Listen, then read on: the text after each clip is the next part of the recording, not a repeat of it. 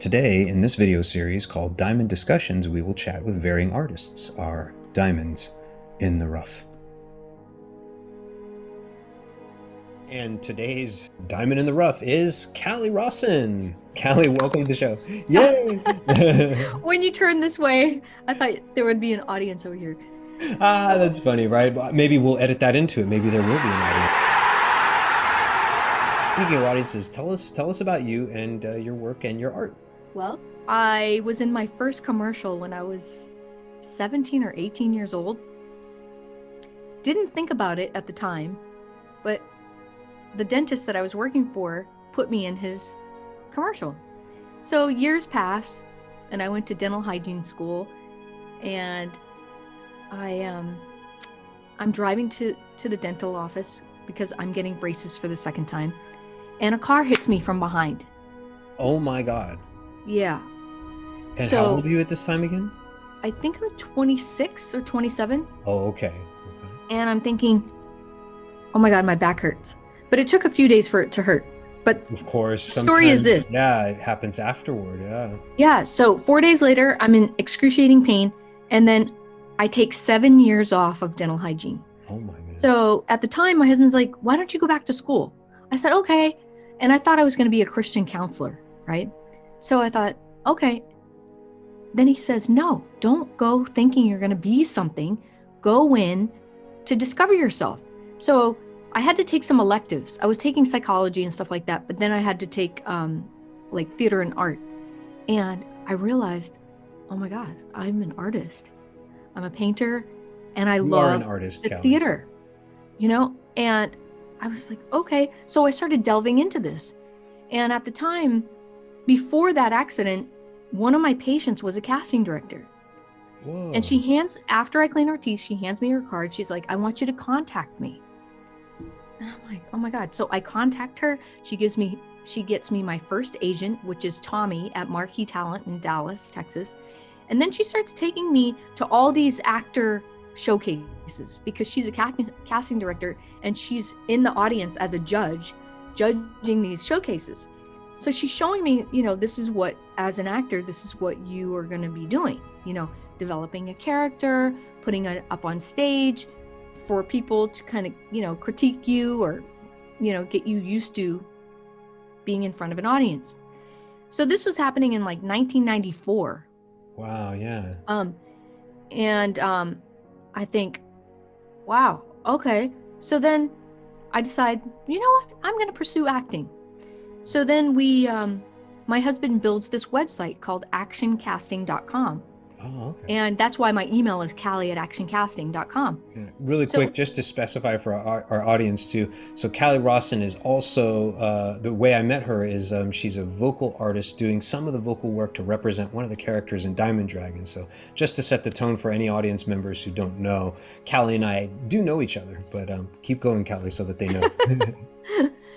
It's such a pleasure working with you. Oh, thanks. And so my husband's like, honey, should I make a dating website or should I make an actor website where when people submit breakdowns and stuff like that, an actor can go into it? Right. And fill out a form and send their headshots in.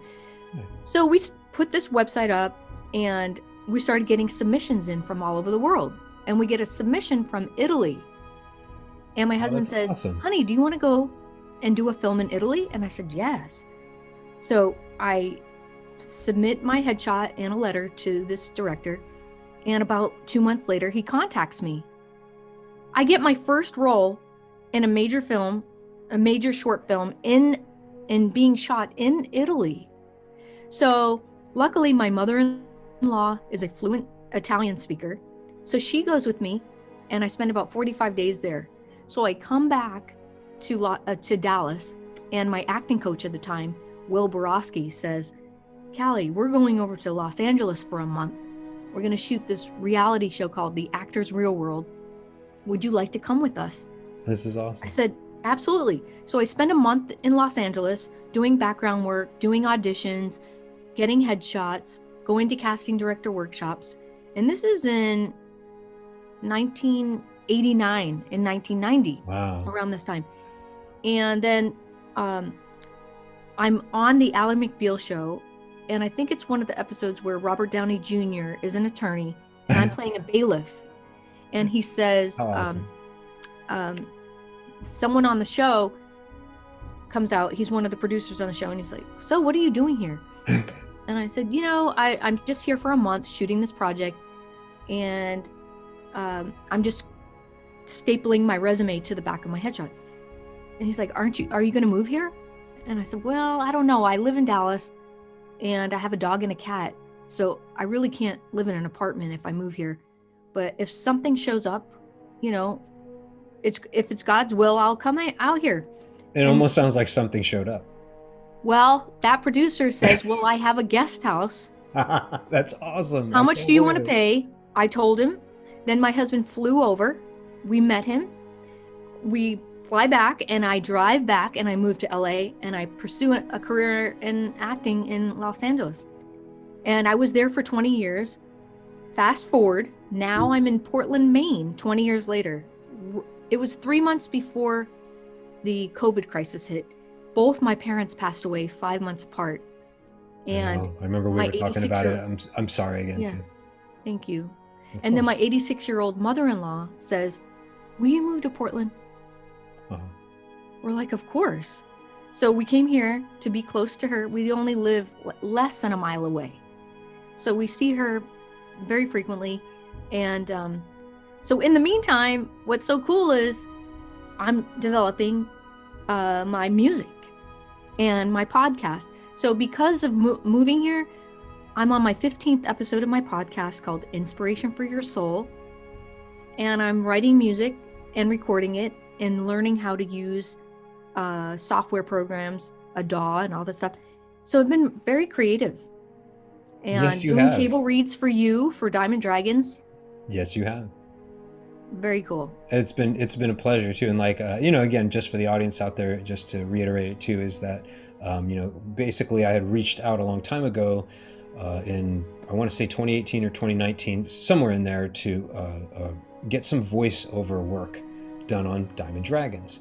And so Cali Rossen voices Raina, and Raina is a fire dragon, and she's one of the most powerful dragons in the story in terms of her physical powers and etc. And there's just a whole wealth of information about this wonderful character, Raina. But it's a pleasure for me because Cali fits this role so well, and I didn't even know that. I mean, essentially I had reached out and made these auditions possible by just saying, hey guys, I'm out there and this is me, and it's, if you want to submit some voiceover work, here's some roles that I could use some help.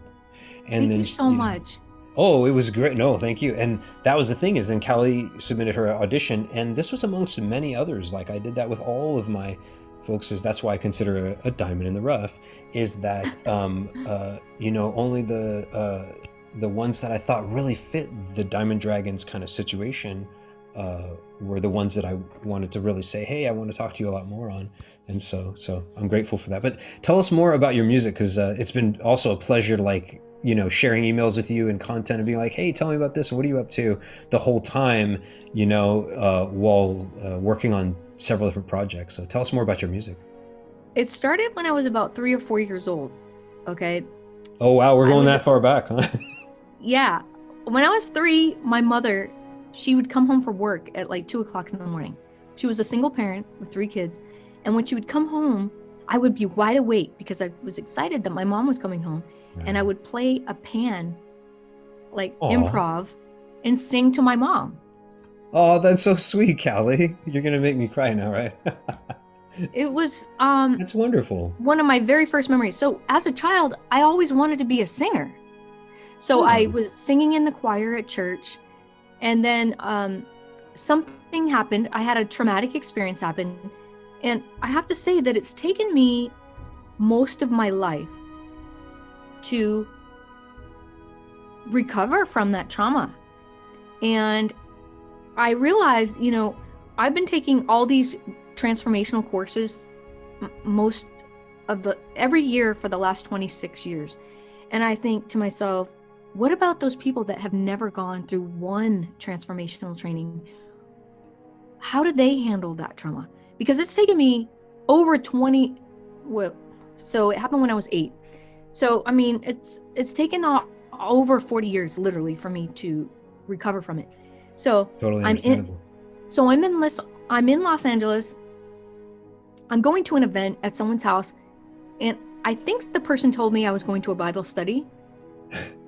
and it was at Cynthia Rothrock's house, which you might know her. Wow. She's a female martial artist. I know who she is. That's what I mean. Like, shout outs to Master Rothrock. She's awesome. Yeah, Master Rothrock is amazing. Yeah, to So set she the tone had, for the audience real quick, right? So Cynthia Rothrock was a well-known martial arts star, and she was sort of one of the first American stars to really set the tone that martial arts was not simply limited to Jackie Chan and some more, other different styles. Not to say there's anything against Chinese martial art. Chinese martial art was one of my first things, Wing Chun, and later the Jeet Kune Do with Bruce Lee kind of style stuff was my favorite thing. But my point being is that, she was just an amazing woman, and that was the other thing, is being a female American martial arts star was just unprecedented in the 80s, basically. Mm-hmm. And so she was wonderful. But tell us more. That's awesome. So I go to this Bible study in Los Angeles, and why I can't remember my friend's name. We'll figure it out. We'll use editing, and we'll use the force and magic to make sure. So I will tell you who it is. We will remember. Jerome. His name is Jerome, and he's a writer. See, I can just cut to that. Wait, so start over. Jerome Maida. I'll just cut to that. Okay. Yeah, I'll just cut to that. So he invites me to her house, and there's a Bible study, and the well is there. The pastor that's for the well in Los Angeles. And he goes, we never do this, but we're going to do it tonight. We're going to go around the room, and we're going to ask, what is your gift, and are you using it? So I'm one of the last ones because I'm sitting over here, and they go around the room. So it's me last, and they say, the weird thing is I had a song prepared because Michael Blakey had contacted me. He was with Virgin Records, and now he has his own company called OMG, Organic Music Group. So he contacted me, and I was prepared to sing this song for this.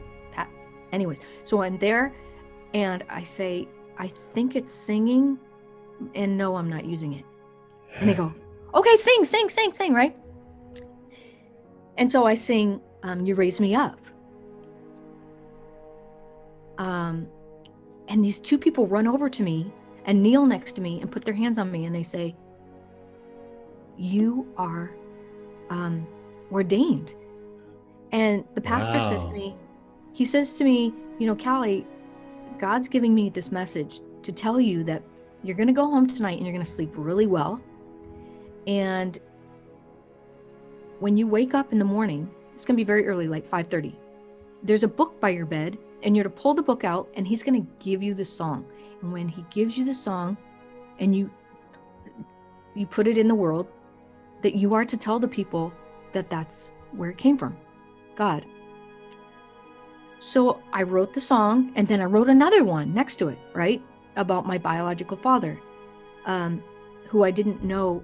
I knew who he was, but I didn't actually have a conversation with him until I was like 19 years old. But I talk to him weekly now. 4 years later, I'm like going through the song, and I'm on the phone with my sister, and I'm telling her about the song that I wrote for Gary, my biological father, and all this stuff. And I always write the date that I wrote the song. The date was my biological father's birthday, May 13th. Wow. Coincidences and interesting synchronicity alignments. Yeah, right. So that was 2015 or 2016, maybe even before. I have to look at the book over there, and I'll show you. And the book says Archangel on it. So the book is Archangel, and then who again was the author? Yeah, so I open up, it's a blank book with stuff in it. Yeah, it was 2016. I wrote it on 5/13/16. That's amazing. And I'm not going to show until I unveil it. Well, so anyway, I love that too. And I love too that, right, sometimes you have work that feels so special that you want to share it, but you don't, so that you wait and say, it's very special. I will. I love that. Yeah. I will be sharing soon. because I'm launching it with a music video. Ooh. So I'm really doing it up, you know, taking all my gifts. So when he tells me that, and I wake up the next morning, so check this out, people. Okay, so success doesn't happen overnight. So I wrote that song in 2016, 17, 18, 19, 20, 5 years ago. It's like, and I'm just now recording it. So, and what's so bizarre, and I say bizarre, is I had a company in Los Angeles years ago called Bazaar, and it was a music and film production company. And we actually my company made a soundtrack, 2 songs for a major motion picture starring Eddie Griffin. Wow. That's so cool. I had all the equipment, but I didn't know how to use it, you know? So now I'm learning how to use it. And it's been quite a journey, this musical journey. And I wrote a song for my mom in 2013, and I recorded it and put it on YouTube right after I had just written it and then put the word. I mean, I hadn't even sat with it for an hour, and I just put it out there. But I think I'm going to re-record that. So it's interesting because I do believe that music and singing is ultimately where I am supposed to be. And what's so cool is when my husband and I first moved to Los Angeles, we were walking our dog through a neighborhood in Valley Village where we first lived. And we're just walking along, and there was a man out in his front yard. And he's like, "Hi. Oh, are you guys in the music industry?" And I'm like, "No, I'm an actress." Is that weird? It's not that it's weird, but it's that everybody else knew except for me. Well, I don't know.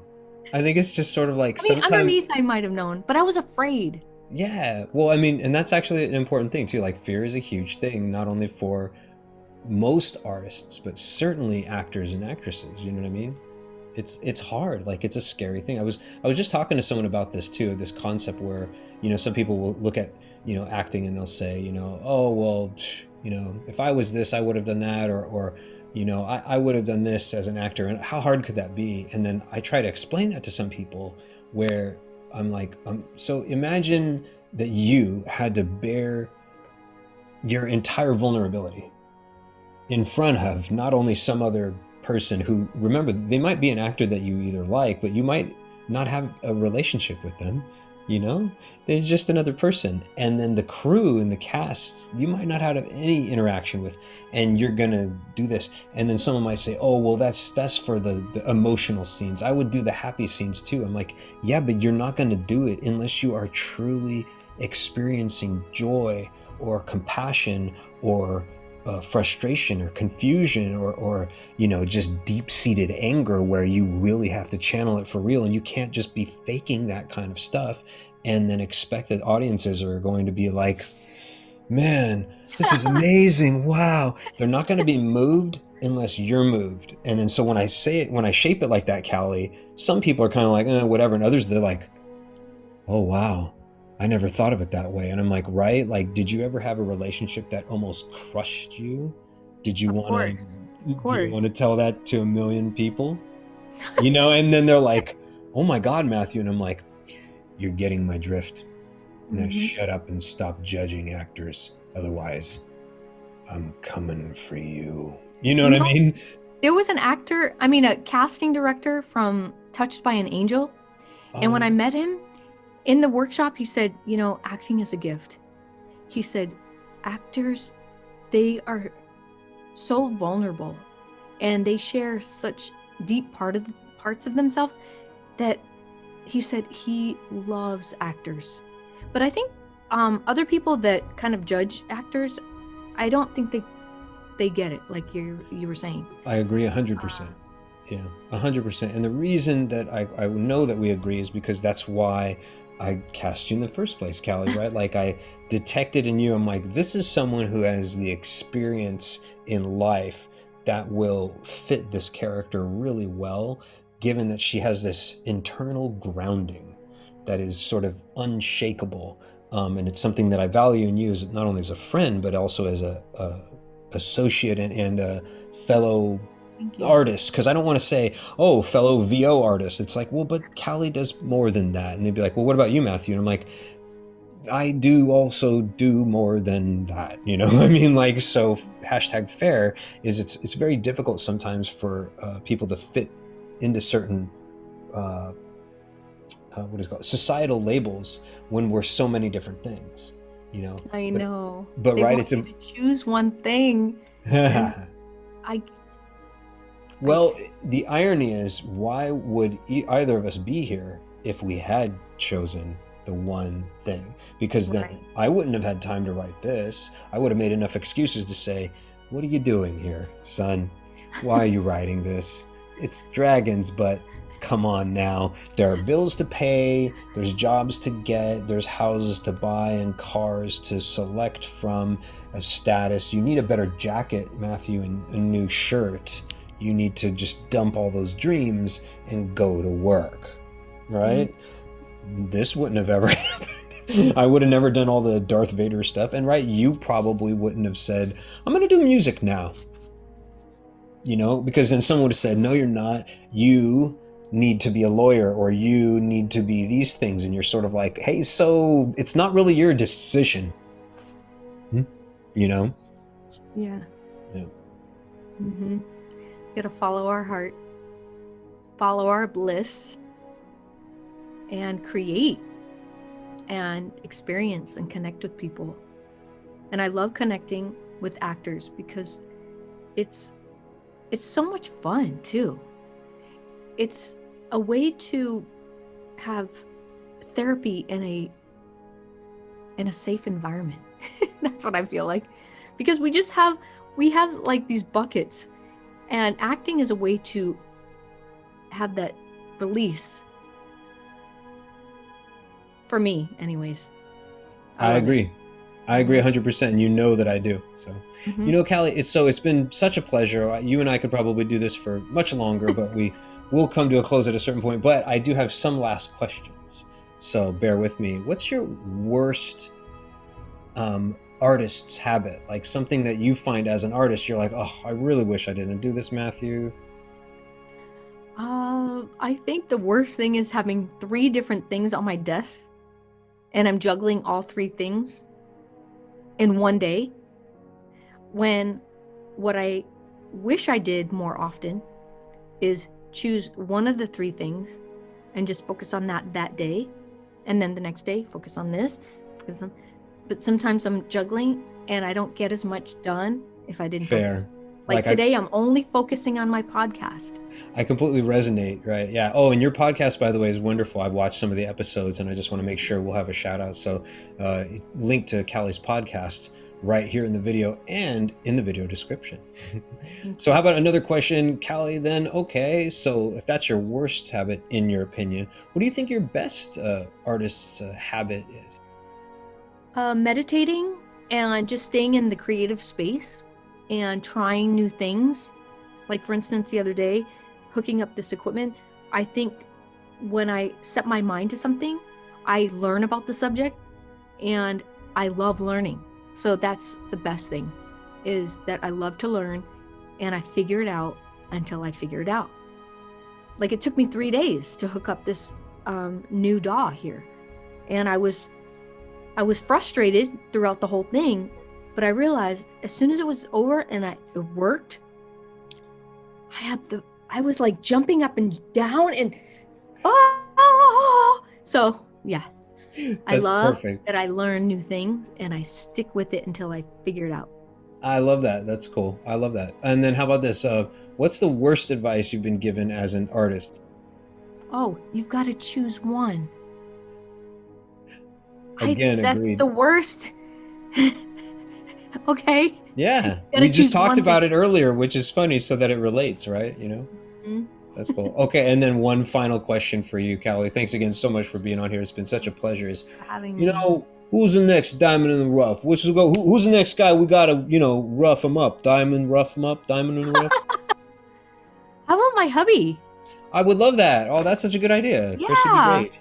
Yeah. Shout out to Cris Rossen. He is also a writer and a award-winning one, if I'm not mistaken. Yeah. an award-winning screenplay writer, and he's turned his screenplay into a novel.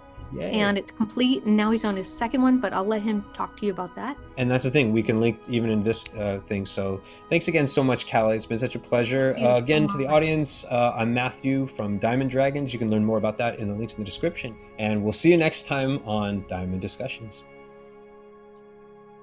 Thanks for watching. Would you like to be a guest on the show, or do you know a diamond in the rough who should? Contact us, diamonddragonstale@gmail.com. Until then, Chiong, Chifoy, Vas Res, and Iye Laha.